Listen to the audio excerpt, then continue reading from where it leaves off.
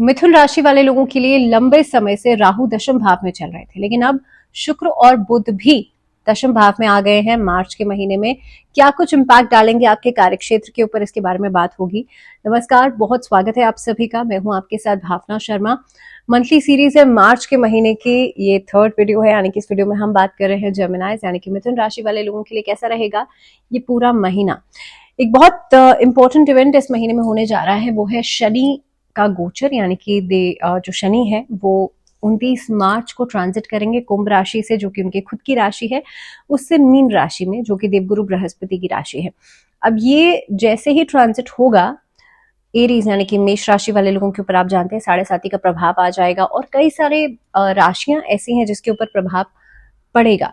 बहरहाल मिथुन राशि वाले लोगों के ऊपर ऐसा कोई प्रभाव नहीं पड़ रहा है, लेकिन शनि का ये गोचर कैसा रहेगा इसके बारे में हम जरूर बात करेंगे।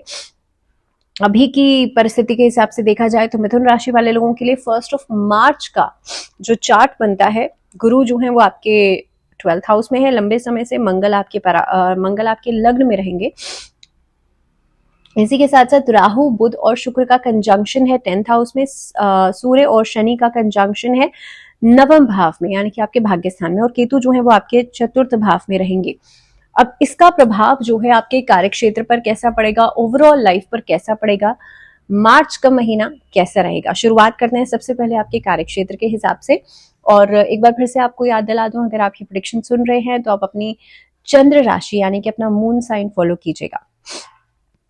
सबसे पहले बात की जाए कार्यक्षेत्र की, तो देखिए करियर स्थान का स्वामी जो है ये बैठे हैं देवगुरु बृहस्पति द्वादश भाव में। साथ ही में शुक्र और चंद्रमा का प्रभाव भी रहेगा यहाँ पर। इसके हिसाब से देखा जाए तो कार्यक्षेत्र से संबंधित मामले जो हैं वो मिले जुले परिणाम आपको देंगे, क्योंकि विशेषकर शुक्र का प्रभाव इस अवधि में आप देखेंगे आपको सफलता तो दिलाएगा, क्योंकि कार्यक्षेत्र में शुक्र बैठे हैं, बुध बैठे हैं, वहीं पर राहु भी बैठे हैं। तो ये जो लंबे समय से कंफ्यूजन या अनस्टेबिलिटी चल रही थी, उसके बावजूद शुक्र का ये प्रभाव आपको आगे बढ़ने में मददगार साबित होगा। कई सारे कामों में आपको अपॉर्चुनिटी जरूर दिलाएगा। लेकिन विदेश से संबंधित अगर आप कोई कार्य करते हैं तो यहाँ पर आपको बेहतर अपॉर्चुनिटीज मिलेंगी।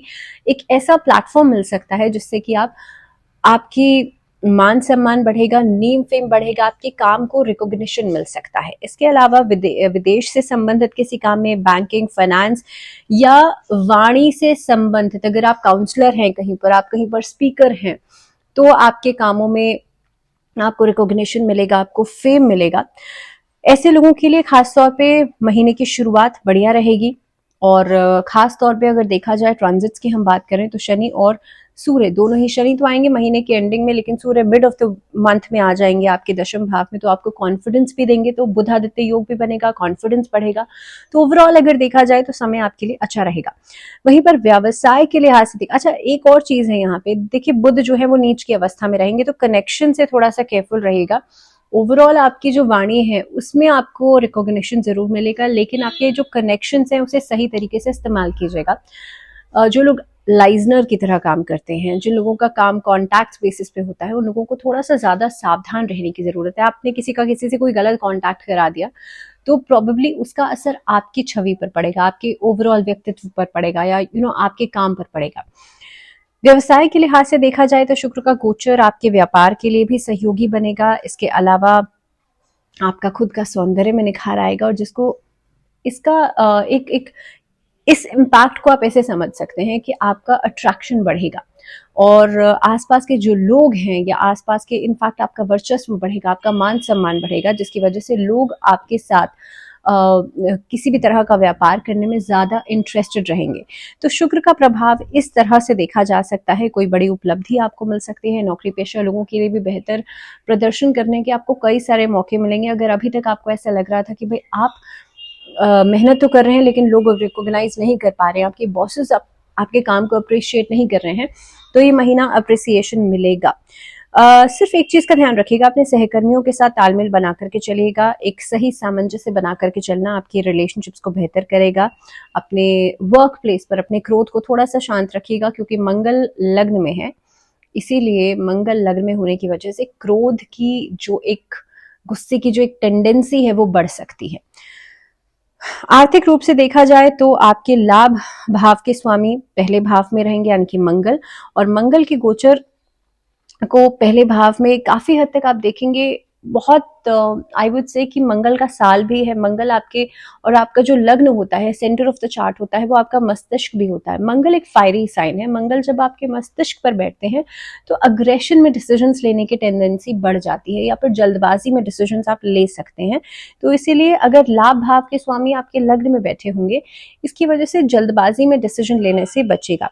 इस अवधि के अंदर लाभ के दृष्टिकोण से डेफिनेटली आपको बेहतर प्लेटफॉर्म्स मिलेंगे आगे बढ़ने के लिए, लाभ कमाने के लिए। ऐसे कई सारे मौके मिलेंगे जिसमें कि आपको पर्टिकुलरली देखा जाए तो आर्थिक लाभ होगा। चंद्रमा की स्थिति हर 2.5 दिन में बदलती है, और चंद्रमा का प्रभाव भी जब दशम भाव पे आएगा तो ये भी एक तरीके की इनवेरिएबिलिटी लेकर के आ सकता है।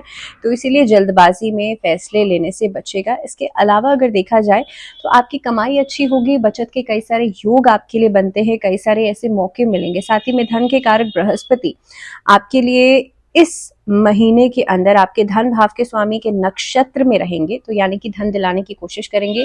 हालांकि 12th में है, यानी कि लॉस हाउस में बैठे हैं, लेकिन फिर भी नक्षत्र बेहतर है, तो इसीलिए समय आपके लिए अच्छा रहेगा। जो लोग अपने जन्म स्थान से दूर रह रहे हैं उन लोगों को कई सारे मौके मिलेंगे विदेश से पैसा कमाने के लिए।